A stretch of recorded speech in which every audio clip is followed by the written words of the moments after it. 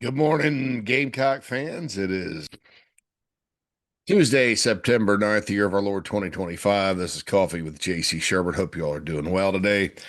It's Terrible Tuesday all around the Chief Sports Network. Also, thebigspur.com press conference Tuesday during football season. It's not as terrible with the weekly press conference that goes on during football. Always look forward to that. Always helps you sort of turn the page, I guess, with I guess the previous week. If it's a either forgettable game or an unforgettable game, it's always nice to turn the page and get the focus on the next football game. And so that's a good part about Tuesday during football, but otherwise it's terrible, right? South Carolina plays Vanderbilt to open Southeastern Conference play this weekend. The Gamecocks currently are a 5.5 point favorite. The line opened at around 8.5. So some money's coming in on Vandy, and if you watch both teams play, and you probably, compared scores, which is dangerous when you're gambling, but and looked and saw the Virginia Tech result, and then the Virginia Tech Vandy result on Virginia Tech's home field, and you probably think Vandy's a pretty good bet in this football game. And I don't know that I can disagree with the logic there, based on the way both teams have played the season so far. But we know you never get the same team 2 weeks in a row in this sport. We know things change, and we also know it is dangerous to compare scores and go, oh gosh, this is this team beat this team, therefore this team should win here, blah blah blah, all that happy jazz. It's just not. It's not something that's you know going to work out for you most of the time. An example, last year Alabama beat Missouri in Tuscaloosa 34-0. The Gamecocks uh, lost by two. Probably could have won the football game against the Crimson Tide. Gamecocks in Missouri 34-30 right down to the wire game. Vanderbilt, the Gamecocks beat them at a time when they were kind of tired and had played a lot of games in a row against some really good teams. Gamecocks handled them pretty good, 28-7, while other teams struggled, and then are lost to the Vanderbilt Commodores. Carolina beats Kentucky 31-6 last year. They turned right around and play Georgia the following week. And as the day Carolina played LSU, Georgia and Kentucky was the night game, and Georgia ekes by 13-12. And so, things like that. It's just one of those things week to week. Week three, especially, is a time to change. You usually get better. I mean, it's true that you're supposed to, in theory, get better between game one and game two. A lot of teams did not, just to be honest. I mean, our neighbors over in Athens and up at Clemson also, who also dealt with a weather delay. Maybe there's something to this when you kind of look and see, well, there's three teams right there in the Triangle O college football in Athens, Columbia, and Clemson. I almost said Greenville, Spartanburg. Wow. In Clemson, that had some significant weather delays. Again, they played Austin P. Troy and South Carolina State, and uh, I don't think anybody's writing home about any of those performances. And then you got to turn around and play Vanderbilt, Georgia Tech, and Tennessee this weekend if you're those three teams. And fan bases are probably concerned. I know some certain media are concerned about my guy on that SEC podcast, Michael. He does it's kind of funny. He does a Saturday night power rankings right off the bat. Um, it's real PG-13. Those guys. He just lets it fly, and he's ranking teams based on this, that, and the other, and I don't know. It's kind of funny, but less than impressed with a lot of these games that some of these teams played. And if you kind of look at the SEC last week, Ole Miss and Kentucky, that was the only conference game that was played. It's the only conference game that's been played. I think the same thing was true last year with Carolina, Kentucky. I think Carolina was 1-0 for a while, and then everybody kind of got back into it the next week. But Ole Miss beat Kentucky, and then the other big games are Kansas, Missouri, and Vanderbilt, Virginia Tech, and both those teams took care of business. Kentucky faced some adversity against their rival and ended up winning a Big 12 style 42-31 game where they really dominated. After a certain point, defense kind of turned it on, and then the second part of that was Vandy going up to Virginia Tech and winning 44-20 in Blacksburg at night, which is still difficult to do. That said, the Hokies, I guess it got lost on me a little bit because they won a bowl under Brent Pry, but that was against Tulane in the Military Bowl. And they play road games at Marshall sometimes and at Old Dominion sometimes. Let's see, they got this week is ODU. And so, I guess this got lost on me. Virginia Tech has lost 14 straight non-conference Power Four / Power Five games. 14. It's by far the longest streak in the country. Um, so, I think they've got their own set of issues. I think they played pretty hard against the Gamecocks, and the Gamecocks did not play super duper, right? And you know, large stretches of that game in Atlanta, it's an opener, that kind of thing. And I thought the Hokies for the first half played really well against Vandy. Vandy helped them a little bit with a couple of turnovers, and Virginia Tech had the ball just about the whole first quarter. That's a great way to keep Vandy from beating you, is to have the ball.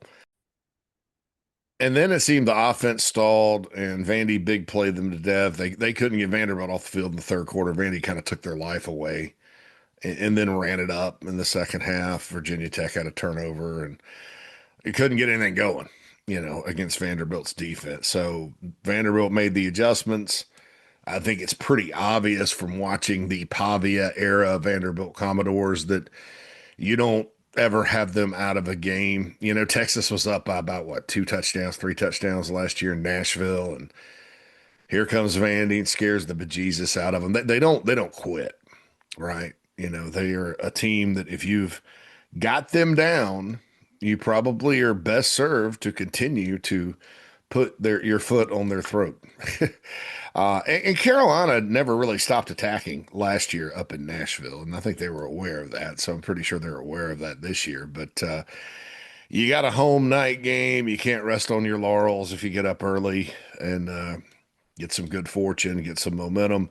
At the same time, this is a team that's really hard to come back against once they get their momentum going.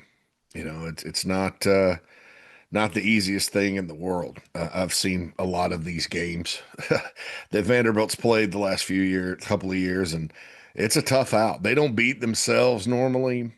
As far as assignments and things like that go, they know their system. The system is, Jerry Kill and those guys on offense, and then Clark Lee on defense. They know it. They're not going to make assignment errors like Carolina has been plagued with the first 2 weeks. But they're not always, I don't know, they're not always super disciplined. They had 11 penalties for 77 yards against Virginia Tech. That's probably what Clark Lee means by they can't make mistakes like they did and expect to win once they get into SEC play. But, they're problematic. It's a problematic game. South Carolina's going to have to play by far its best game of the year. We're 2 games in. I think they should play their best game of the year uh, to have a shot to beat the Commodores in this one. And I know, look, Vanderbilt would be if Vanderbilt had Florida on the front of their jersey or Miami or name your brand name team, Nebraska, whoever, and they had started off with a good win over FCS team Charleston Southern, taking care of business there, and then gone on the road to Virginia Tech and won by 24, that team would be ranked.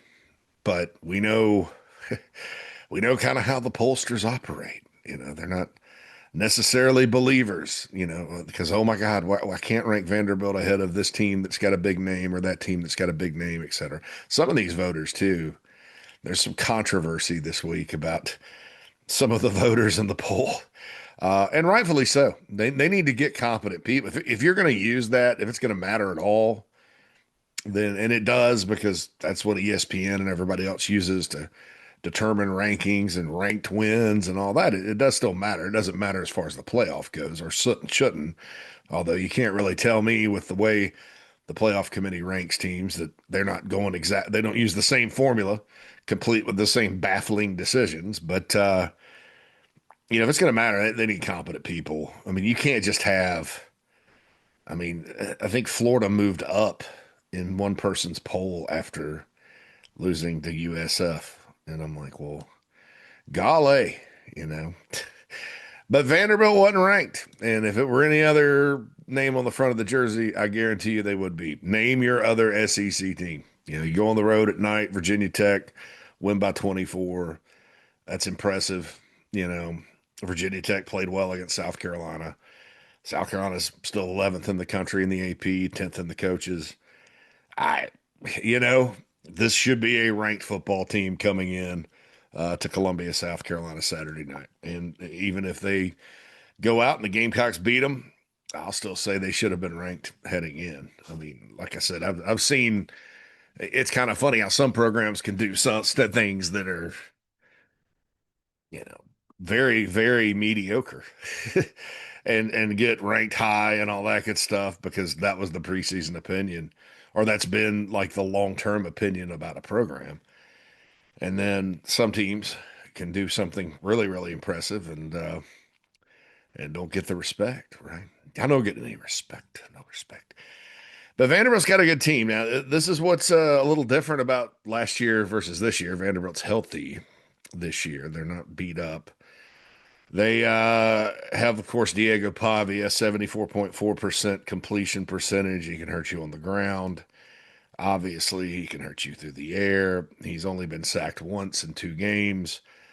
Lenore Sellers, on the other hand, has been sacked 6 times in 2 games. That's got to stop. He's thrown an interception. Lenore has not. Carolina's offense has not turned the ball over, so that's good. They got a player that's my kind of player at wide receiver. Junior Sherrill, their big play guy, is my kind of player. But Trey Richardson, now listen to this. My man Barton Simmons, who's the GM at Vandy, he used to work with me at Rivals and then at 24/7 Sports. He was one of my lead rankers and played football at Yale. I mean, impressive dude, good friend of mine. Um, One of the reasons why I had some insight into the kill zone, as I called Vanderbilt last year. Uh, Trey Richardson, a wide receiver from Division II Washburn, Kansas University. This guy had a big time breakout game against the Hokies. He's their leading wide receiver.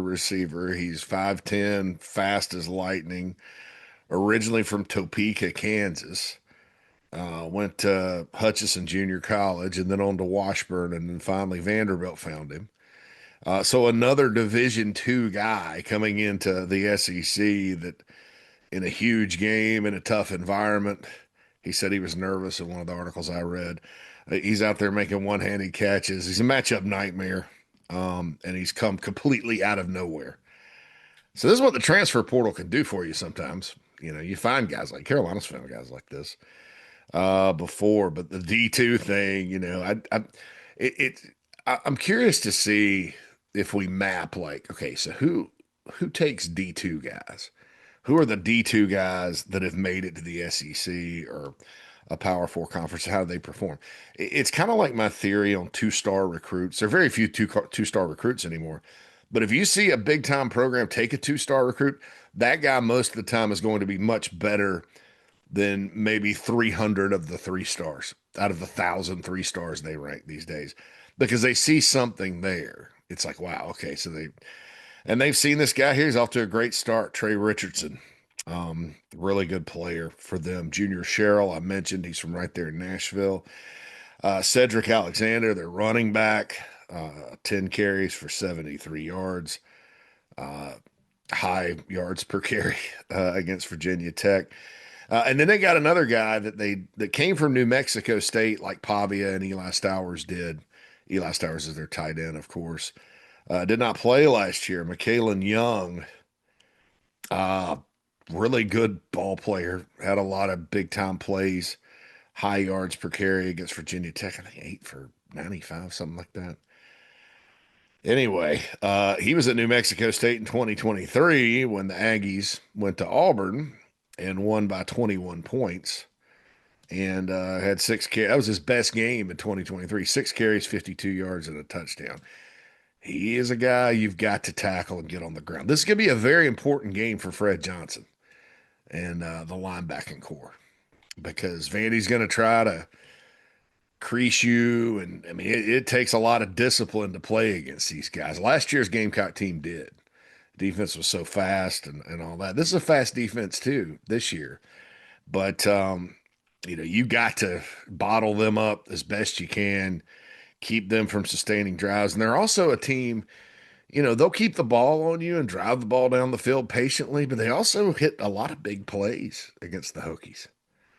It's crazy. So they can strike fast this year. They can hold it on you, keep you off the field. That's frustration. Gosh, this team's just, you know, I don't like I said, every week's different. I'm kind of over the South Carolina State offensive debacle in the first half. They just need to go fix it and play better. I think they're certainly capable. I'm hopeful they will. Relatively confident they will. Something tells me they will. I mean, it's SEC play. There is no tomorrow. Regardless of what the deal was. I'm kind of over that. But you look at this game. It's not at the greatest time. As far as everything, because it's a scary game. No matter. I mean, you ask anybody that's played them the last 2 years. It's a scary game no matter what. So, anyway, you got to get them off the field on defense. Carolina's got to be very disciplined. It's a very big challenge for Clayton White and his group, and I hope they're all healthy and ready to go because it can get frustrating out there against these guys. They got two running backs plus Pavia, plus Junior Sherrill and Trey Richardson at receiver, plus Eli Stowers at tight end, some people think he's going to be the top tight end taken in the NFL draft. Three of those guys I just mentioned came from New Mexico State. One came from D2. Junior Sherrill is a Nashville homegrown guy. I mean, gosh, look at these guys, where they got them from. Defensively, a linebacker I really like, Bryce Cowan, has come into his own. He's a bigger linebacker, kind of like Fred Johnson, 6'4", 231. They're big, disciplined on defense. Not going to give up anything cheap on you, that kind of thing. They play really good assignment football. The Hokies gave up against the Commodores 262 yards on 37 carries. If I'm not mistaken, was that Marcus Lattimore's stat line against Georgia in 2010? It seems like it. I don't know. Maybe that was it. Maybe it wasn't. But I don't think he had 262, maybe 232. Anyway, that's a big time rushing number. Carolina didn't come close to that running the ball against Virginia Tech. But like I said, the matchups are the matchups. Teams change, so you don't compare scores. Vanderbilt did not have the ball a lot the first quarter in Blacksburg. Virginia Tech built the lead. Vandy rallied. They took advantage of a couple of turnovers, built a 20-10 halftime lead. And then Vandy they played keep away the whole third quarter, finally took the lead in the end of the third. And then in the fourth, just ran away with it. Like I said, I think there was some here we go again on the part of the Hokies a little bit. I mean, 14 straight non-conference Power Four losses. That wears on you. The losing wear. They got a lot of new players. That's what Vanderbilt can do to you. I've seen them do that to teams. They kind of take the air out of your balloon if you don't play well and sustain it. And South Carolina at times, the last couple of years, really, over the course of games, they'll get a little momentum, and here comes it gets ominous, and then usually they bounce back. I'll tell you this: I would be very, very surprised. Now, you can't completely rule it out, right? But I would be very, very surprised if Carolina can win this game scoring 17 points on offense. And that's happened the first two games of the year. The offense has produced exactly 17 points. And the last two games of last season, it produced exactly 17 points. So really, they need more than 17 points. Got to find a way. Now, offense scores 17, you keep getting defensive touchdowns and you keep getting special team scores. Great. Super. I'm all good with that, but just find a dang way to win the game. It's not about style points this week at all. And maybe we talked a little too much about style points last week. Maybe that was the deal as far as that game. Or maybe it was just a weather delay and the offense was completely out of sync and it's the worst they'll play all season. Because there were some of the things that happened against State, and I said I was not going to continue on this, and I'm not. But some things happening at State were just far far worse than Virginia Tech. Virginia Tech, you could chalk some of it up to first game, that kind of thing, momentum. Having a touchdown taken away is a momentum thing. And then when they got the momentum back, they were pretty much in good shape. But the first half of the South Carolina State game was awful. And field position to me, who cares? I mean, you have to be able to do that. You're not always going to have great field position, especially against an FCS team where you should be able to run the ball. Um, So, there's a difference between Carolina's first game and then the first half of their second game. I thought the third quarter, offensively, Carolina came out there and took care of business. If the third quarter had been the first quarter, and then you had a third quarter where things didn't go right, but Vakari Swain returned two punts for touchdowns, and it kind of went like that. I don't think anybody'd be worried. I think everybody kind of be like, they got tired. They rested their starters, whatever. Oh, they only had 253 yards. Wow, that's crazy. But I don't know that you would have the angst and consternation. But kind of like the Oklahoma game last year, Carolina was up 32-3 second half. Was bad on offense. And there were some people still griping about the offense, but for all in all, it's like, well, but it happened in the first quarter. So it happened in the first half. They could not get going. And so did not get going until the third. Lenore Sellers was 9 for 11. And then they took him out. And so you didn't even really get a whole second half of football. You got maybe three quarters. So anyway, obviously they can't play like that against Vandy and expect to win.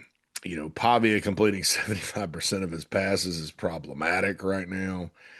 You got to find a way. Carolina has given up some completions this year so far, but this offense is so different, and they play it so well, and it's disciplined. It's tough to stop. So Fred Johnson, there's a guy that in his tackles he was a little quiet, but State threw the ball a whole lot on Saturday night. Fred Johnson, this is a good game for you to have another outstanding performance. Dylan Stewart's going to have to be really good. Brian Thomas Jr. is going to have to be disruptive. The secondary, last year, Carolina's secondary played really well, especially in man coverage situations.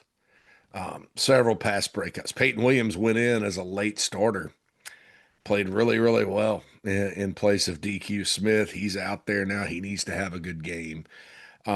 Defensively, Carolina, I think can really kind of get some mojo going if their defense plays well, which they should at home. I mean, offense, defense usually plays pretty well at home. I mean, they say you take your defense on the road, but there's a reason why, you know, defenses statistically end up being a little better at home. Although I don't know that last year's was, as far as Carolina's concerned. I don't think the defense statistically was as good as Carolina was on the road last year. So hopefully they can bottle them up and have some success, make it problematic against this team, and it's going to be a challenge though. Certainly, they have to play much much better, um, and that's defense too. I think that it's hard to argue when the defense has only given up one touchdown, and that's in garbage time, but through 8 quarters of football. But continue that because the level of competition just got a lot higher. And the quarterback you're facing is a lot more confident than either of South Carolina State's kids or Drones, who lost some confidence, I think, against these guys last week. I mean, this guy's going to come in and, try to do it. Now, maybe, and I mean, he said, Diego Pavia said over the summer, he had this game circled. He's an older player. He's been through a lot, played in some big time environments. I don't think he's going to be intimidated, but sometimes when you circle a game and you put yourself out like that, there's some unspoken mental pressure. And then if your opponent is getting the best of you, sometimes you press, and that's when you make mistakes. So that could be a factor as well. So, but very impressed with this Vanderbilt team on the lines of scrimmage. I'm sure people will ask about it. Their offensive line does not make very many assignment errors. They're very, as expected, assignment oriented. Defense keeps everything in front of them. South Carolina's offensive line, if they can respond to the challenge and clean it up, I mean, they've got some physical advantages in this game. I think South Carolina's got some speed advantages in this game. Uh, and I say that to say this: Vanderbilt does have some fast football players. That's where they get you because you kind of get. I think defenses kind of get like obsessed, or they're worried about the run game, the two backs, Pavia, kind of the different ways they attack you then, and then boom, they're right down the field. Or Eli Stowers. I mean, there's a lot to stop. Mentally, there's a lot to stop, and so you got to kind of play disciplined on that. And I want to be clear that they have enough speed. I mean, you're probably going to watch them Saturday night and go, they're not slow. They have enough to get down the field athletically. But overall, South Carolina's got way more athleticism, length, all those things that go in to building a roster. It means nothing if you can't execute, you can't go play well. But there are some advantages there. Carolina needs to play like it. It's a frightening game too, because if you look at the history of SEC football, there's a lot of teams that have gone on winning streaks against Vanderbilt, and they all come to an end sometime, even Alabama. So last year in Nashville. So that's a little scary too, because it's like, oh man, get another one, really? So that could be very interesting. Gamecocks did get a commitment yesterday from Caden Ramsey from Cross High School, one of those small town South Carolina kids under the radar. 6'5", 208, being recruited as a kind of a hybrid tight end type of guy. I've mentioned the 13 interceptions. Couldn't be, I think he's a player to get excited about kind of in the future. I mean, I guess you noticed Jaquel Hallman went in at nickel the other night after Cisse got hurt. And unfortunately, Hallman got hurt too, but he's a true freshman from small town South Blackville Hilda, that one of those big time athletes. He's on the field as a true freshman at Carolina. So these guys tend to pan out. And I think, every program that's successful has a kind of secret sauce, or a secret. I've always kind of been convinced that, or an advantage, Carolina needs to obviously, if you're going to be considered a program that is among the most successful in the country, you got to string together a bunch of good seasons. But I think it's absolutely, for University of South Carolina, the under the radar in-state talent. Because I mean, you get 3, 4, 5 a year, and they end up being just as good as crossing the border into Georgia and getting a 4-star or whatever, or even better in some situations, most situations. I mean, I think that's obviously just like, it's kind of a miniature in-state advantage. I mean, you're in a small state. That's not an excuse. It's a growing state. It's going to produce more and more talent, but so you don't necessarily have, and also you have to share the state with Clemson, and Clemson gets a handful as well. You're always going to have kids cross the border and go to Georgia every now and then. That's I mean, you had the Watkins and Walker situation. They're working on Walker, obviously, but you're not going to get all of them. But you don't have like a situation like Georgia, where you're kind of the school in a huge state and you can pick and choose, or like the Texas schools. Texas has like 5 times as many prospects. There's a bigger pool. You don't have that size of pool in South Carolina, but it's a good size pool.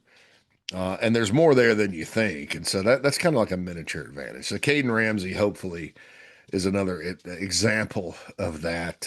I found out about him kind of in June when I was down in Columbia, and I can just say this: the staff really, really high on him and Jamel House both. We forget about Jamel House because he was a way early commit from Newberry, the other tight end of the class. They think they're two of the better ones in the country. So that's good. That's good news for that room that Sean Elliott has.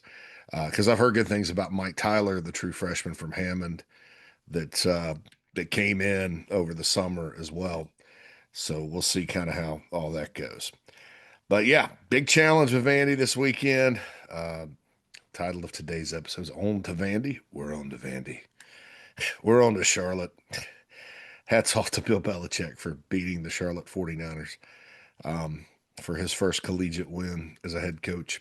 But anyway, got a JC and Morgan later today. Cole Campbell, the Matador Club guy from Texas Tech, is going to be on with us to talk a little NIL. That'll be a great interview.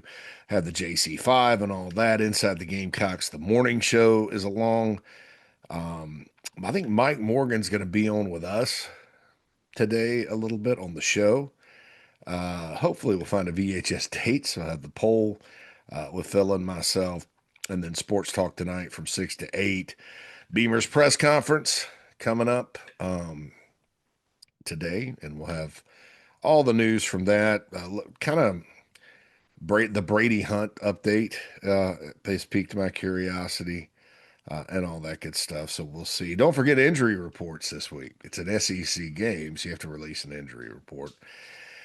So we'll see who ends up on all of them. That's always something during like last season. I know lots of fans paid attention to that and all that good stuff. So we'll see kind of what happens.